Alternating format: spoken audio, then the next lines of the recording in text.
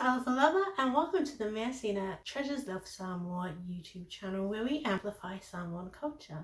Today we're going to learn 5 Samoan phrases that will just say hi in different ways in Samoan, so stay tuned.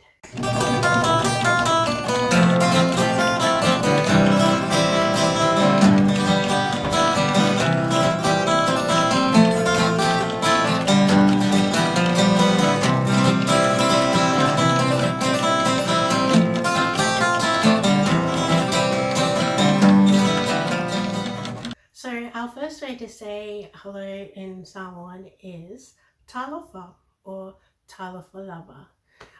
They both say hi. Our second way to say hello in Samoan or to greet somebody in Samoan is to say si'o'u alofa, si'o'u alofa, and that means I greet you with love.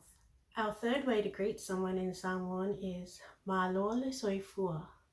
Malole soifua. Malole soifua means good health to you and is used in a respectful way to say hi. So our next way to greet somebody in Samoan is very much something you do to somebody, or you'd say to somebody that you know very well, and that is wa.